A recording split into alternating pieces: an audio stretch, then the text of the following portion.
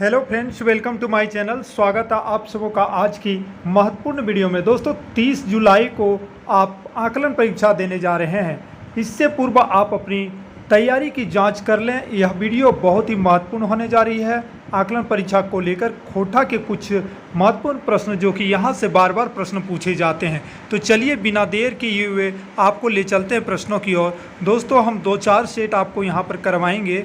तो फिलहाल ये पहला सेट है और इस सेट से चूँकि प्रश्न आते ही आते हैं। अर्चना कुमारी द्वारा लिखी गई पुस्तक से ये प्रश्न आपको हम दे रहे हैं। ठीक है, तो देखिए डींडा का डोयनी कैसन काव्य है। पहला प्रश्न है तो कैसन काव्य है भाई, तो प्रबंध काव्य। ठीक है, एकदम बिल्कुल अभी रटते चलिए। डींडा का डोयनी जो है प्रबंध काव्य है। ठीक है, दूसरा है डींडा का डोयनी काव्य के लिखल है, तो इसका लेखक हैं वंशीलाल वंशी। ठीक है, बहुत ही सुंदर नाम है वंशीलाल वंशी, डींडा का डोयनी। ठीक है, तीसरा है डींडा का डोयनी काव्य कितना खंड है। यदि आप इसको नहीं याद रखना चाहते हैं तो छोड़ सकते हैं, लेकिन अगर आप चाहते हैं कि इसको भी हम साथ में याद कर लें, कहानी जैसा आप देखें ना, डींडा का डोयनी से ही शुरुआत हुई है, तो इसमें 6 खंड की बात की गई है। 6 खंड है इसमें, इस किताब में। ठीक है, तो चलिए डींडा का डोयनी जो है हम लोग देख लिए कैसा काव्य है, और काव्य में 6 खंड है।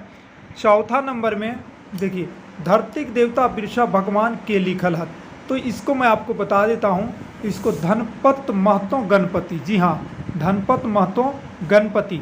तो आप यहाँ पर देखेंगे सबसे पहले इसको याद करने का सबसे बेहतरीन ट्रिक ये है कि धरती के देवता बिरसा भगवान, तो भाई धरती की देवता है तो धरती से धनपत, ध अक्षर देखिए धन, धरती के देवता धनपत महतो।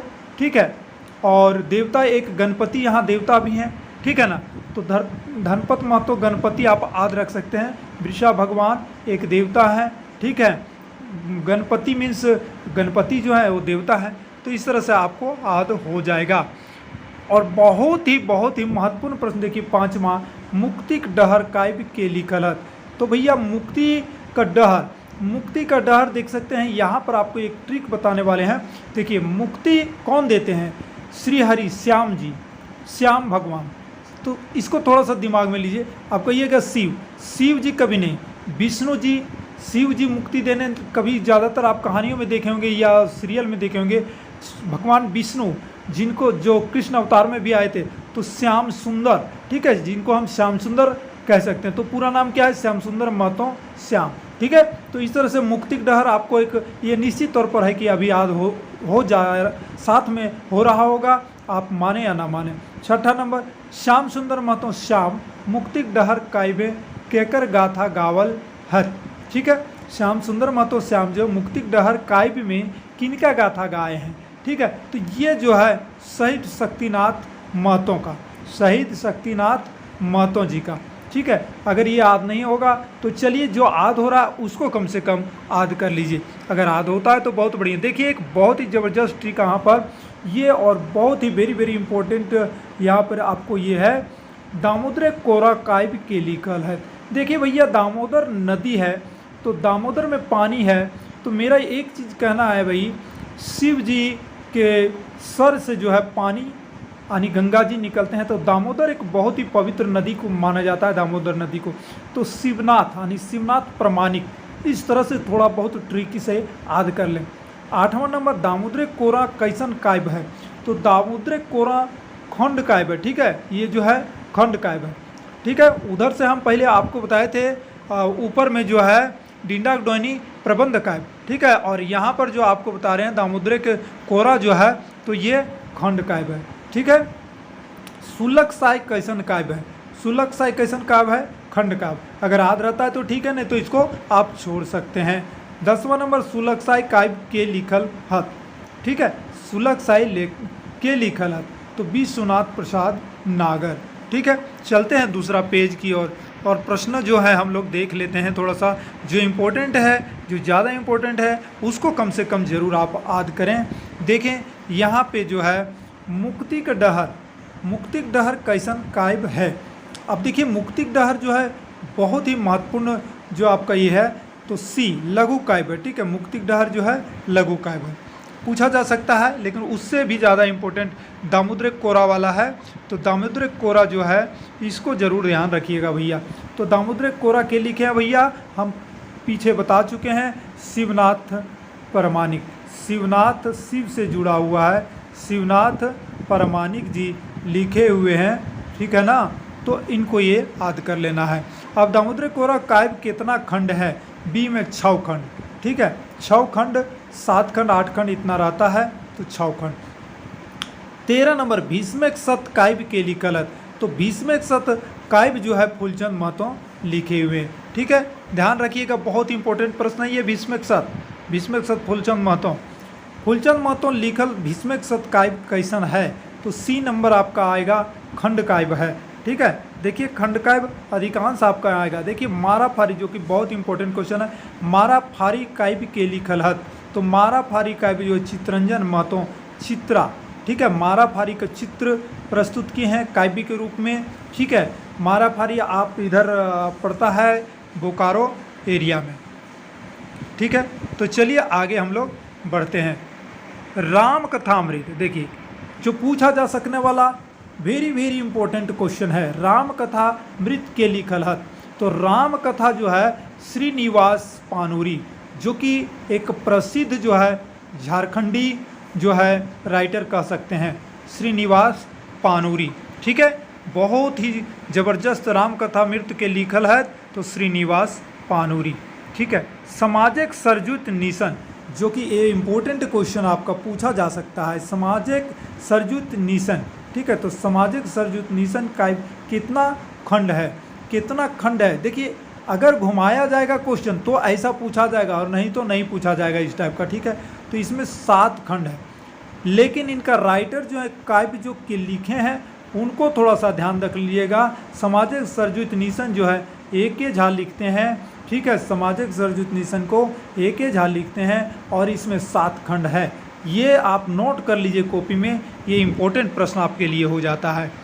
एक मौनी फूल, ये भी आपका इम्पोर्टेंट प्रश्न हो जाता है, जो इम्पोर्टेंट है उसको हम गोल कर रहे हैं। एक मौनी फूल ये संतोष कुमार महतो के द्वारा लिखा हुआ है, जो कि संतोष कुमार महतो, अभी आप देखिएगा, एक मौनी फूल और एक पथिया, एक मौनी कहिए पथिया, मौनी छोटा होता है थोड़ा, पथिया थोड़ा बड़ा होता है, ठीक है ना।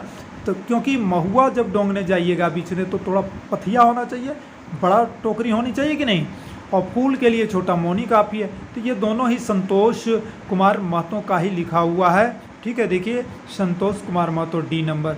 तो एक मौनी फूल और एक पथिया डोंगल महुआ को, ये तो दोनों आप लोग को रटा गया होगा, संतोष कुमार महतो। 21वां नंबर, 21 एक पथिया डोंगल महुआ में कितना कविता है, ठीक है। इसमें 47 कविता है भाई मेरे, एक पथिया डोंगल महुआ में 47 कविताओं का संकलन किए हैं कि इन्होंने संतोष कुमार महतो ने, ठीक है। तो चलिए ये 21 प्रश्न हो गए हैं, चलते हैं और कुछ प्रश्न आपके लिए लाए हुए हैं, जो आप वीडियो को या आधा देख करके छोड़ सकते हैं दूसरा दिन, लेकिन टाइम नहीं है आपके पास, इसलिए देखिए हम सब एक कविता के लिखल है, उतना इम्पोर्टेंट नहीं है दोस्तों, छोड़ सकते हैं इसको, बट आपका आंसर हम यहाँ बता देते हैं। हम सब एक कविता के लिखल है, तो श्रीनिवास पानूरी, ठीक है, श्रीनिवास पानूरी, हम सब एक हैं।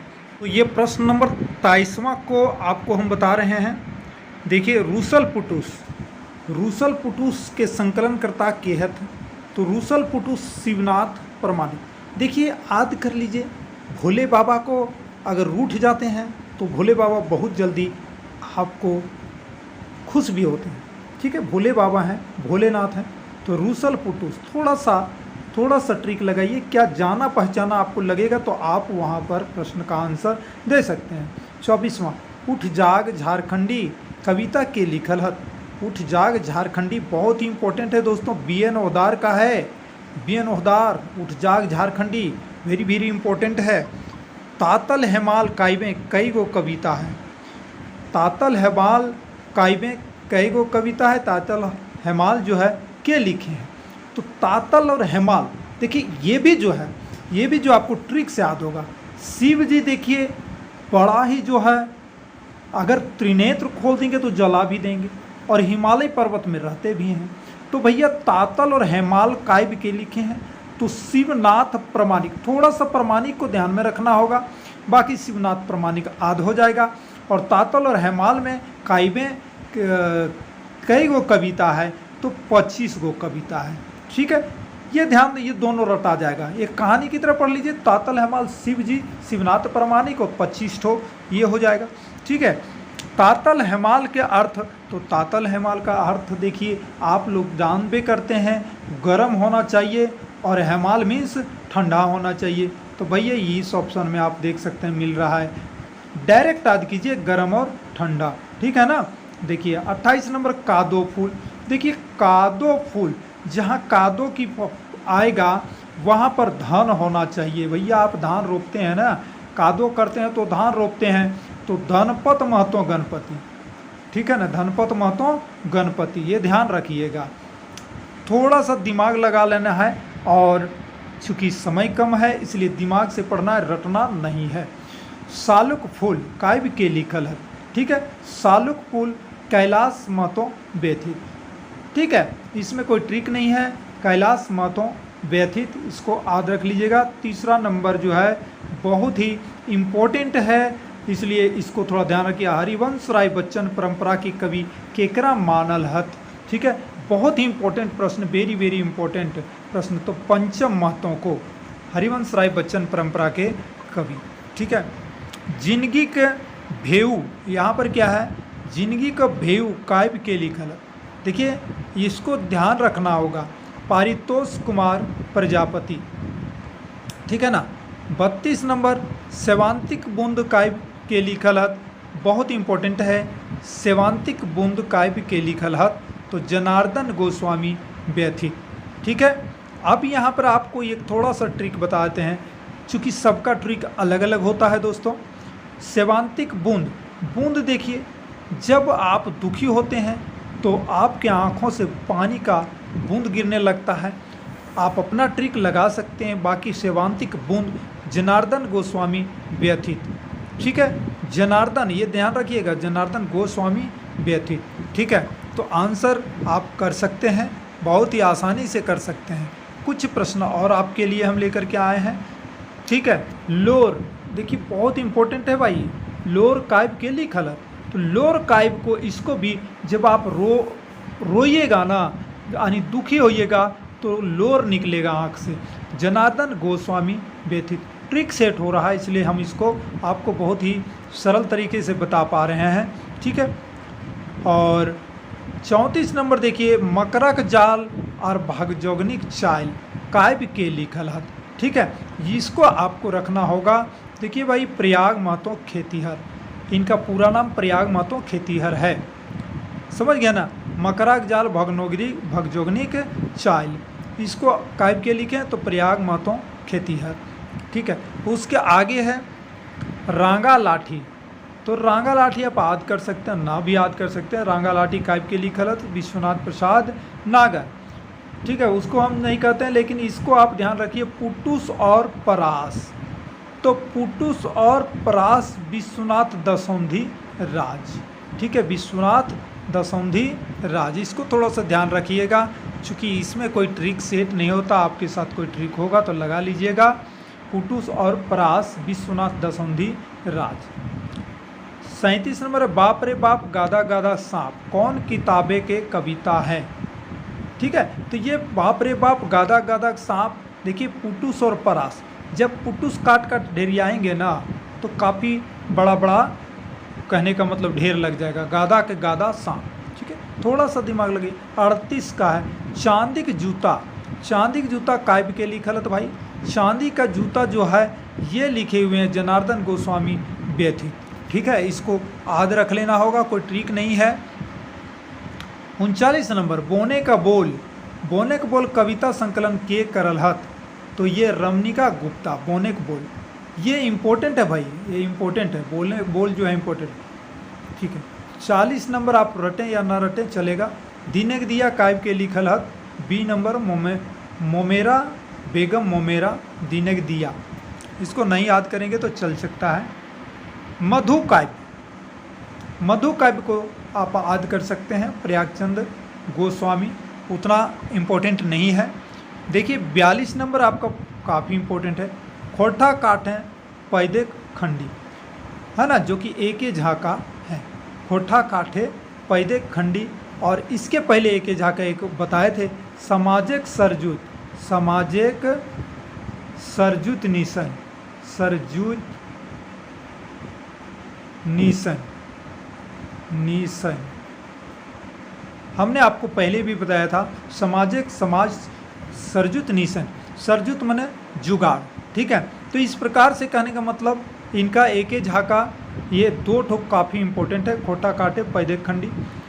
और एक इम्पोर्टेंट ये है, कविता पुराण कौन साहित्य है, B नंबर, ये बाल साहित्य है, ठीक है। कविता है, कविता है तो इसको थोड़ा सा ध्यान रखिए, कविता बच्चों के लिए बनाया जाता है ज़्यादातर, तो बाल साहित्य हो जाएगा ना इसका आंसर, तो इसको आप कर सकते हैं। तो दोस्तों वीडियो को लाइक भी कर दीजिएगा और शेयर दोस्तों के साथ कर दीजिएगा, ताकि कम से कम 1 आध 2 को क्वेश्चन पकड़ा जाए। 1-2 नंबर कम नहीं होता है दोस्तों, 1 नंबर से आप पीछे हो सकते हैं, ठीक है। तो इस तरह से आप शेयर करें। उसके बाद यहाँ से आपको हम फिर क्वेश्चन बता रहे हैं, खोटा मोहर केकर कायब है, छोड़ सकते हैं, कोई दिक्कत नहीं। 45 में खोटा भाषा साहित्य गद्य लेखक परंपरा कखन से शुरू भेल है, बहुत ही इम्पोर्टेंट क्वेश्चन है। 45 नंबर, ये 20वीं सदी 5वां दशक, 20वीं सदी में 5वां दशक से शुरू हुआ है। उसके बाद ये भी इम्पोर्टेंट है, ठीक है, जिंदगी के टोह उपन्यास के लिखल हत, तो जिंदगी का टोह, जिंदगी का एक चित्र प्रस्तुत किए हैं चितरंजन महतो चित्रा, ठीक है। जिंदगी का टोह, ये ध्यान रखिए, थोड़ा सा लगा लेना है ट्रिक। 37 जिंदगी टोह उपन्यास के मुख्य नायक नायिका के नाम बतावा, तो इसमें मुख्य नायक नायिका का नाम भी पूछा जा सकता है, राजेश सीता, ठीक है। जिंदगी टोह में राम सीता आप याद करिए थोड़ा सा, राम सीता, तो रा अक्षर से राजेश और सीता थोड़ा सा अंतर करके आप लिख सकते हैं। जिंदगी का टोह के बारे में चितरंजन महतो चित्र प्रस्तुत किए हैं, ठीक है, रचना किए हैं, और राजेश राम सीता, राजेश सीता, ठीक है, ऐसे करके आप याद कर सकते हैं। जिंदगी टोह माने की होवे है, तो जिंदगी की खोज, ठीक है, जिंदगी की खोज, ये बहुत ही इम्पोर्टेंट है मेरे भाई। भगजोगनी उपन्यास के लिखल है, भैया भगजोगनी उपन्यास जो है विश्वनाथ दसोंधी राज लिखे हैं, रट लीजिए तो रट लीजिए, भगजोगनी विश्वनाथ दसोंधी राज लिखे हैं, ठीक है। उसके बाद भगजोगनी उपन्यास के मुख्य नायक के नाम बतावा, तो भगजोगनी देखिए ये रटना आसान है, भगजोगनी का, इसमें भगजोगनी को ही नायक बनाया गया है। भगजोगनी हम लोग जानते हैं देहाती भाषा में भगजोगनी जो लाइट देती है, ठीक है। तो ऐसे करके थोड़ा सा ध्यान में रख लीजिए, भगजोगनी का भगजोगनी, ठीक है। भगजोगनी के बापे का नाम बतावा, ठीक है, भगजोगनी के बापे का नाम बतावा। बस लास्ट इतना ही है भाई, छोड़ दीजिए इसको, भगजोगनी के बापे का नाम, ठीक है। चलिए 50 प्रश्न आपको हमने कराए हैं, 50 प्रश्न आप करके बहुत कुछ सीख गए होंगे, और साथ ही साथ 1 आध बार वीडियो और देख सकते हैं, तो इससे प्रश्न निश्चित 1 आध आ सकता है। दोस्तों वीडियो को लाइक शेयर करें, अधिक से अधिक हमारे चैनल को सब्सक्राइब करें। जय हिंद, वंदे मातरम।